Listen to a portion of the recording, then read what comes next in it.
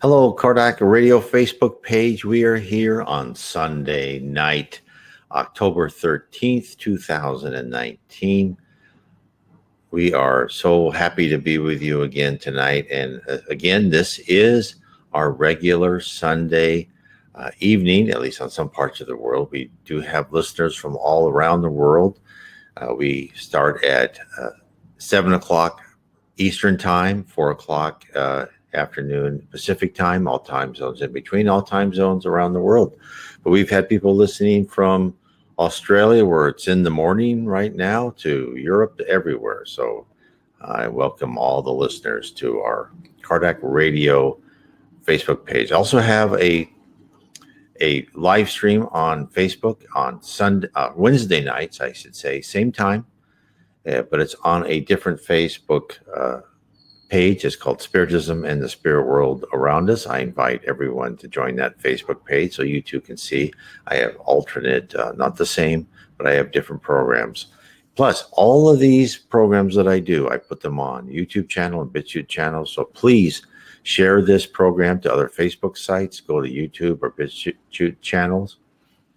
Sign up to them. Hit the bell. Be notified when you have and comment and share. I've had a lot of comments lately on my videos, and I welcome every one of them. So welcome everybody to the program. Now tonight, what are we talking about? Of course, we're bringing to you another about Spiritism. That's why I have here up on my video Allan Kardec, who is the codifier of Spiritism.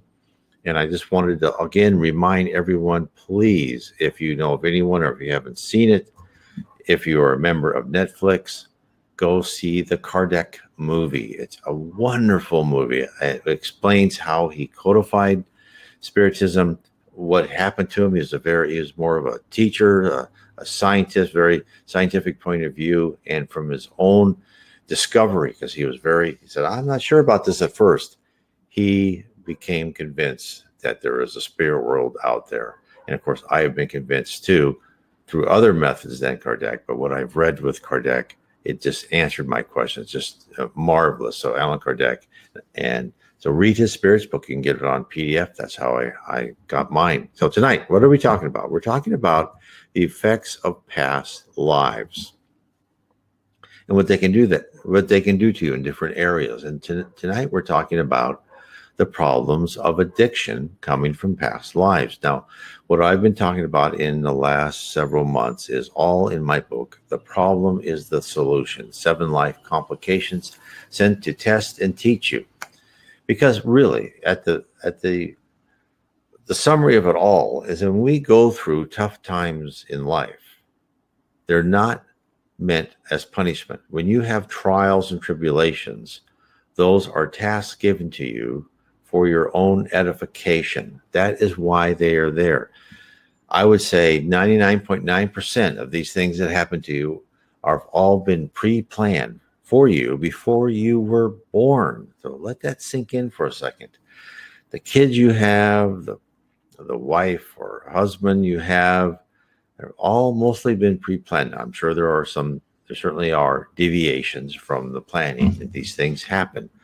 But most of the things that happen to you are there. Our life is predetermined. Now, that is a lot to get your mind around of. And believe me, that was my great epiphany when I discovered Spiritism, because I was always believing that, no, I made my own choices, random events happen. You never know. It was a chaotic world out there. And to many of us, it still appears to be so. But when I was told of things to come with such specificity, the probability of that being, it could be possible, but the probability was so low, I had to discover what caused it. And that's how I discovered Spiritism is that, yes, there is previous lives, there is karma, there is reincarnation, there is a spirit world. And why are we on earth? I finally learned that. I must have asked that question all the time in my teens and my 20s. And I finally found out we're here to be educated. We're here to become better spirits. Now, let's get through the subject at hand. I've kept you waiting long enough. Addiction. We're going to talk about how that affects us from previous lives. Now, Let's talk about addiction. Addiction to the point of losing control of yourself and following what you crave, even though you know it is wrong, is the type of behavior that is covered in what I'm talking about tonight. There are many reasons for getting trapped into desiring a substance that is bad for you, from genetic inheritance, family situations, chronic pain, tragic circumstances, to everyday life are all valid reasons for a person seeking escape than being trapped into a spiral of dependency. There are many better and more qualified books which explain the physical and mental aspects of addiction than my book. The problem is the solution.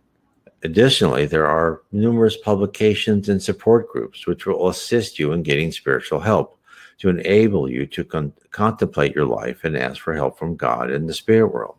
What I'm talking about tonight, I only explore a small range of factors which could have caused this type of behavior to occur. My goal is to point out the spiritual background which may contribute to a person's current problem. And by spiritual background, I mean behind the scene factors such as previous life on a better planet, our spirits who are around us and seek to influence us. These elements may or may not be useful to you in seeking the root cause and supplying the strength to climb out of a deep hole. So let's talk about one.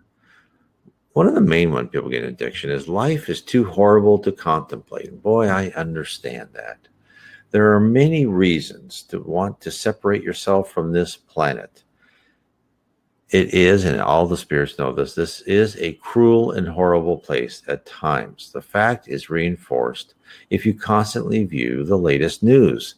The majority of citizens on Earth are used to the brutal aspects of our daily life. As I said before, we live on an expiatory world, a world where we must pay for our past wrongs, a world where immature souls are placed in a learning situation full of good and bad people, so that we may recognize wicked behavior when we see it. We're here for a purpose. Living on our little sphere are beings who have lived on better worlds along with us, planets without hunger, without violence, without bad spirits, and without incarnates amongst them to demonstrate the ugly side of life. In the book, The Gospel According to Spiritism, which, by the way, is a great book, I recommend everyone read that, by Allan Kardec. It's one of his 5 main books. St. Augustine, in spirit, tells us of a segment of those who are here from an advanced world, why they are here, and how it affects them. And this may be someone you recognize. Spirits undergoing expiation are foreigners there, if we may so express ourselves. They have already lived on other worlds, from which they were banished because they persisted in evil, and because they were a cause of disturbance to the good inhabitants. They have been regulated to living for a time among less advanced spirits, which is us. And since they carry with them their developed intelligence and the seed of acquired knowledge, they have the mission of helping them advance. This is why punished spirits are found in the midst of the most intelligent peoples. Having more sensitivity, the miseries of life are bitterer to them because sufferings bruise them more deeply than they bruise the primitive peoples, whose moral sense is more obtuse. So, people like me who have probably been on this earth and trying to climb my way out of all the wrongs I've done, I'm used to the cruelty of earth. My intuition, my instinct, my conscience has all been formed by living on first a primitive planet and then this chaotic planet called Earth. So when things go wrong, it's like, oh, things went wrong. But imagine if you were on this wonderful planet of regeneration where there is no hate and envy, and then you came to Earth where it's full of hate and envy, unfairness, injustice, everything, cruelty, everything is there. Imagine what you would feel. It's like you went to a school where everyone was nice and loving, and then you had to go to this horrible school where there was bullies all around and you couldn't learn, and people, ripped your pages out of your books. it would make you extremely depressed and despondent. Well, these people, lacking the recent conditioning of living in a rough environment, these poor souls are ill prepared for life on our world. They have grown accustomed to solving arguments in a civilized fashion, to dealing with each other honorably, never seeing extreme hunger or want. They are thrust upon a world in chaos, must be completely disorienting to the pitiful spirits who, by their behavior, merited the discipline of being born amongst us. Imagine living in a refined society when suddenly all of the edifices you knew and depended upon were destroyed. Your enlightened friends replaced by boorish brutes. Instead of cultivated gardens and majestic towers, you're now forced to look upon junkyards and slums built of unsurfaced bricks and used weather-beaten wood. With the abruptness of being, let's say, a W amputee, one moment whole, the next shattered, who wouldn't desire to retreat into a fog, opting to lose all recognition of their surroundings, fleeing their own reality for as long as possible? Unfortunately, addiction under these circumstances is perfectly comprehensible. Unfortunately, it's not allowable. To learn and to assist, one must be lucid, alert, and ready. Now, unfortunately, we live on a planet that is full of other spirits. We live on the umbrellas. Chico used to say the umbrella starts at your nose. There are ignorant spirits all around us, and those spirits who were themselves were addicts, drunks, or whatever, may feed our addiction. Remember, spirits, high and low, are constantly in touch with us, and our thoughts are influenced by their thoughts that radiate into our minds. One of the aims of our training by living life after life is for us to learn to filter out the less desirable inspirations. Unbeknownst to us, are spirits who wish to live vicariously through our actions and emotions. Many spirits who wander the lower zones, or the umbra, as it is called in Portuguese, attach themselves to feel the missed sensations when they are in a body. There is an example of this in the book Sex and Destiny by the spirit Andre Luis, psychographed by Francisco Chico C. Xavier. Andre Luis is in a home where he notices an older man, Claudio, sitting in a chair after he had returned home from a hard day at work. This is what the book says. Right in front of us, the two unfortunate discarnates approached Claudio unceremoniously. One of them put his hand on Claudio's shoulder and shouted instantly, "Drink, my friend, I need a drink." His raspy voice may have hurt our sensitive ears, but Claudio could not hear a single sound. He went on reading undisturbed. Nevertheless, even if his physical eardrums had not registered the order, his mental wave band was attuned to the intruder. The inappropriate guest repeated the order several times like a hypnotist who wants an order obeyed. The result was not long in coming. The man stopped reading the political editorial that had engrossed him so much. He could not explain his sudden lack of interest. "Drink, drink," was told by the spirit. Claudio finally accepted the suggestion, convinced that he felt like having a shot of whiskey solely for himself. His thoughts had suddenly changed, like a power plant whose current is switched in a different direction because it is needed elsewhere. Drink, drink, and the thirst for alcohol took complete control of his mind and took shape. The pituitary mucosa became excited, as if it were more strongly impregnated with the pungent smell floating in the air.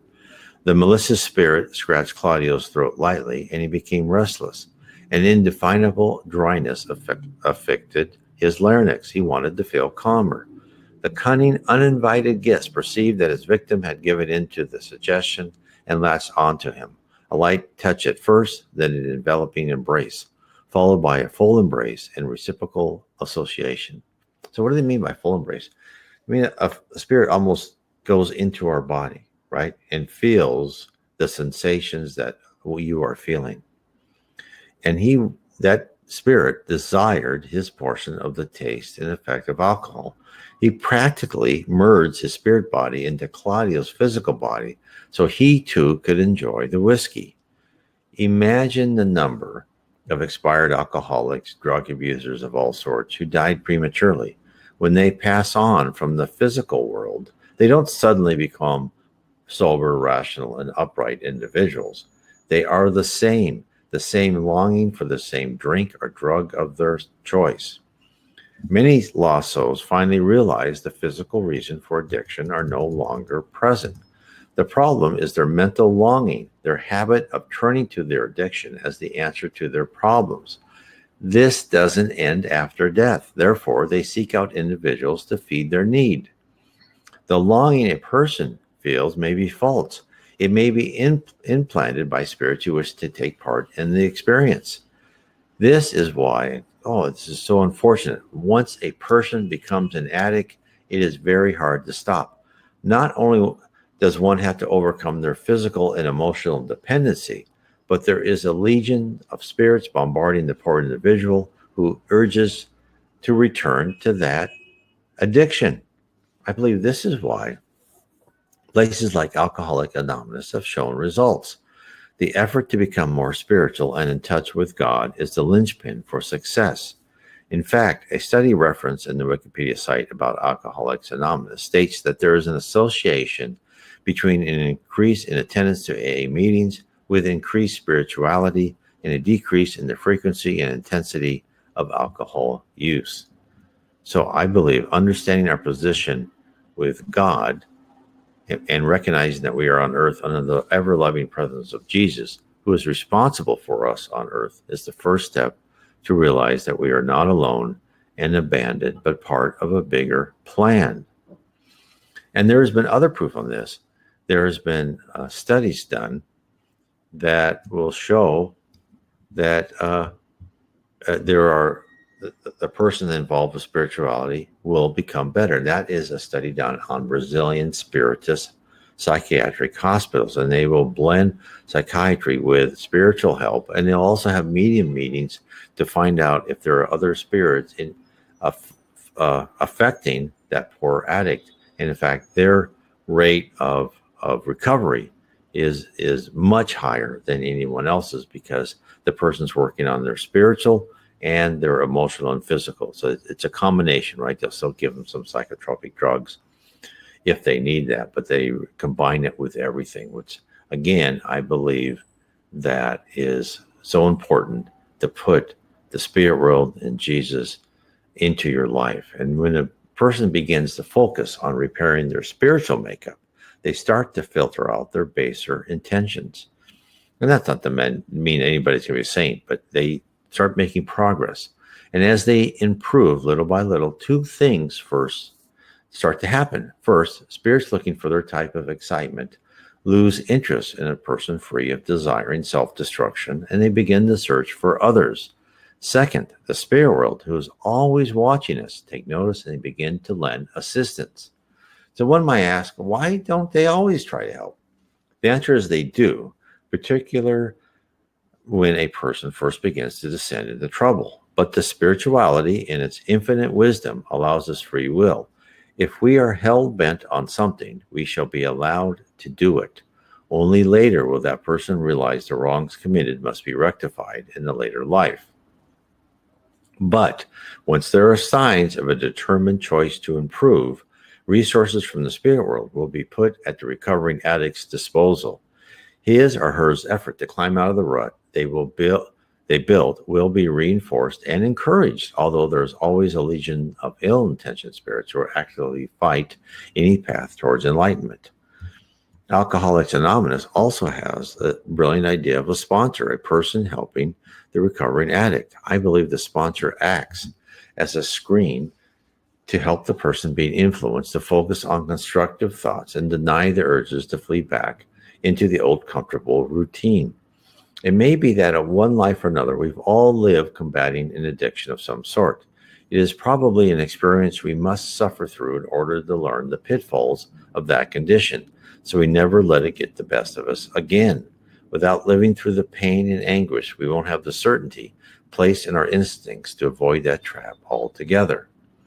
And we can't go wrong by listening to our conscience, right? The book of divine rules and its interpretation built up during many lives, and our instincts. Our instincts have been honed by thousands, if not millions of years of actual frontline experience. Both our conscience and instincts are the only two carryovers we are allowed to take from our previous existences.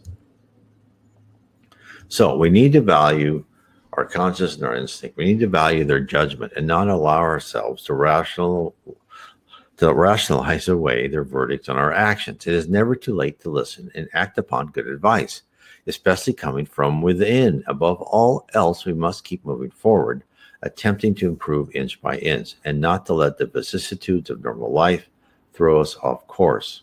Now, we know that life is not easy. Every time I say something, I feel like, well, I'm making it too easy. And people, well, he can say that. Well, yes. And therefore, I understand that just being spiritual and one step at a time and fighting your addiction is extremely hard. And look, at some time or another, we would all like to give up and escape our situation. We wouldn't be human if we didn't think of the easy way out. It's important to remember that when we wish to give up or deaden our pain through alcohol or drugs, we do so frequently because we are afraid of what is coming next. And we may be fearful of some great calamity, such as running out of money or facing a failed relationship, or the worst fear of all, nothing, just boredom. The great nothing, the dreading of continuing on like we have done before. Nothing new on the horizons, no places to explore, no friends to enjoy it with, all reasonable worries. In the book, Spiritual Wisdom, Missives of Hope, we are told by the Spirit, Andre Louise, that everything, and that includes numbing boredom with our life, is a trial. Each episode includes a lesson, and that we must soldier on. This is what was said in the book. Do not be afraid, just have faith, says the Lord. Believe in harmony, justice, truth, and goodness. We are free under the protection of watchful laws. God does not excuse himself. Therefore, whatever happens to us is always the best we are capable of receiving. In many instances, the unexpected infirmity of the body is an anticipated assistance to the need of the soul. The deserting affection is an amputation in the emotional world, so we may survive through the most useful works we may be performing. The thwarted wish is providence against invisible danger. The organic inhibition is an obstacle to the use of our energies in non-constructive tasks. Financial losses are short notices so we may not fall into irredeemable debts. Immaterial penury is a challenge so we may be encouraged to work. Do not be despondent in the trials that life has brought you. Earth is a schooling opportunity in whose lessons all of us are both students and examiners of each other. If you feel that you're being overwhelmed by the siege of many problems today, yet, if you tend to the instructions of love, which trace the right path between humility and service, you will find in the exact location, in the exact course of action that leads to the solution of everything. However, for such an accomplishment, you must not stay in the corner of inertia, collecting stones and thorns that may weigh your heart down or wound your soul. Forget all that has been sadness or imbalance and embrace the system of edifying action that renews our destinies. All individuals who have fought and won, all who have fallen in the shadows and risen again toward the light, suffering, struggling, building, and renewing, have never stopped working. So what are they telling us? We can't give up. If we drop out, if we give up, we solves nothing. It only means that in the next life, we shall have to re-experience that which we so detested. Better to persevere, better to work on our attitude than to work on escaping, for there is no escape, no running away. We are physically unable to flee from the spirit world, for that is our true home and our universe.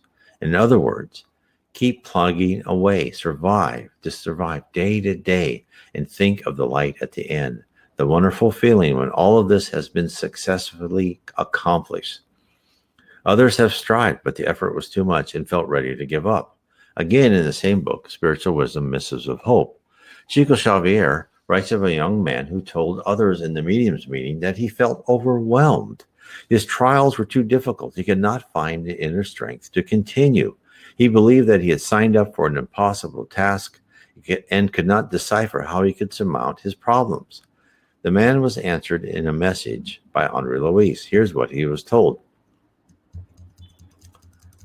Let us ponder on the list below in the interim. You do not experience organic obstacles. You do not face inner conflicts. You live exempt from temptations. You experience an environment of immutable peace. You do not have troubling members in the family. You do not face obstacles at home. You do not encounter disagreements within your social group. You do not enter into conflicts with demanding friends.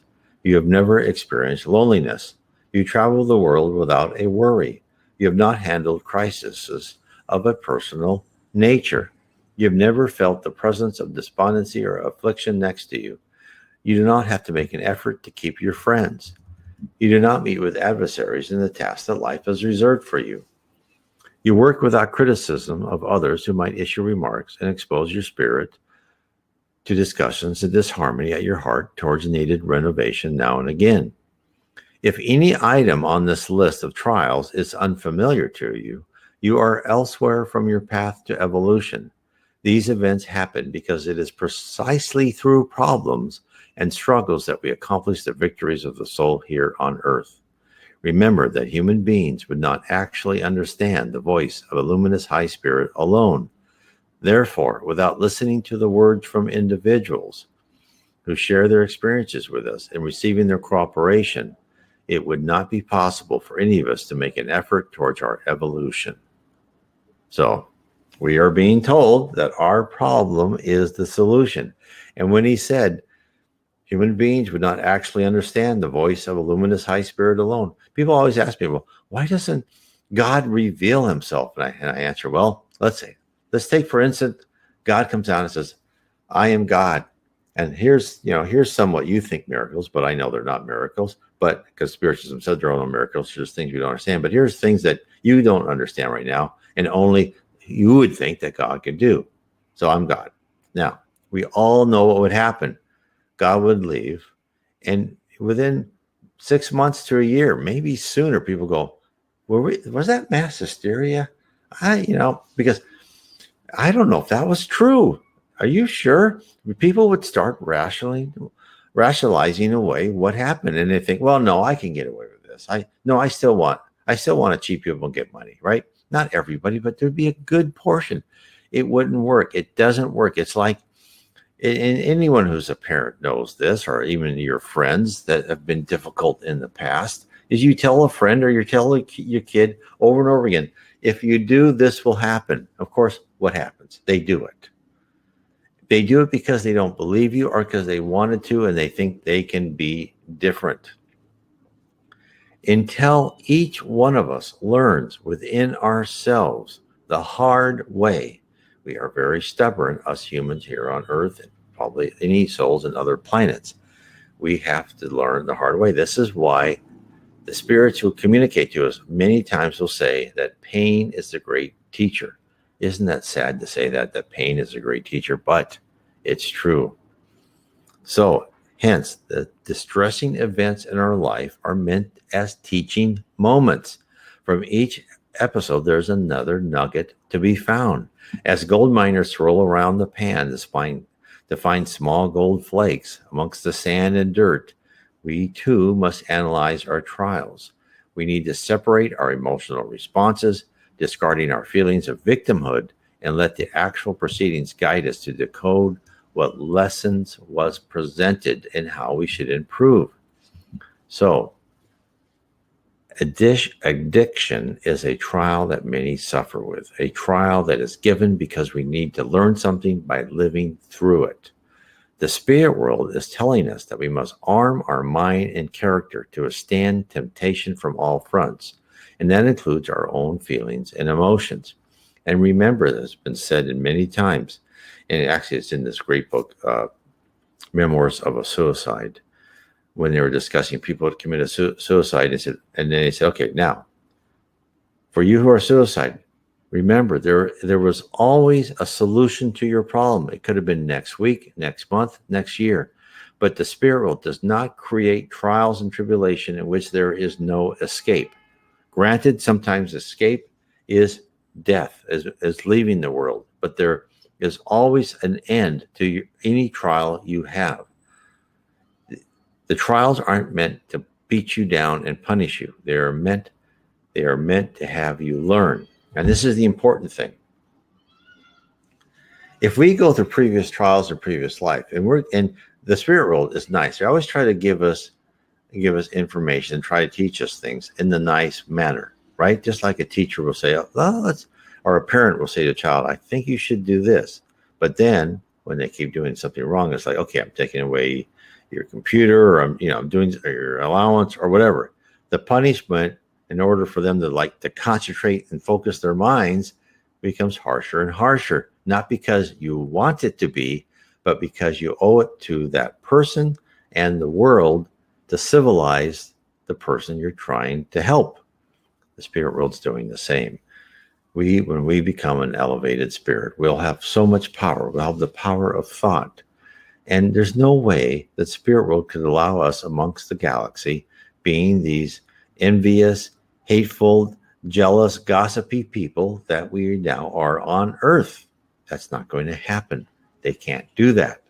So only by elevating our character, concentrate on loving and assisting others, and enlisting the help of the spirit world to clear the road for inner growth, can we ensure success. And don't worry, this will not be something that will happen overnight. It will not be something that will happen rapidly. This is going to take many, many lifetimes, not just years, but lifetimes. But in this lifetime, we can all start. So I hope this has helped everybody. I'd like to have everyone also know that if you would like to learn more about Spiritism, go to my website, nwspiritism.com. Again, that is nwspiritism.com. And you can go to the site spiritismstudy.org. You can get an appointment with myself or some other person that will help you with Spiritism. I've done that. In fact, I just talked to a person from Australia last week, and we will talk. I'll send you my WhatsApp link or my Skype link, and we can we'll get a time to talk, and it will just be unstructured as you wish, and we'll help you explore Spiritism. Nothing you have to do. We'll just see what's best for you.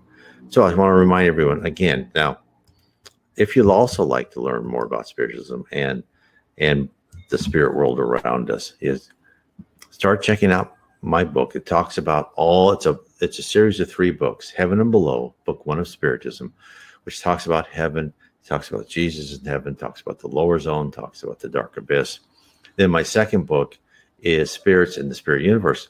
And it tells you the power of spirits, how we learn, how we go through different educational levels.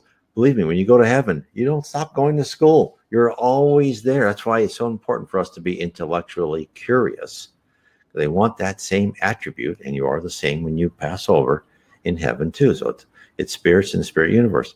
And book 3 of my trilogy is How We Are Guided by Spirits. So I would suggest you get all 3 books. That will help you immensely.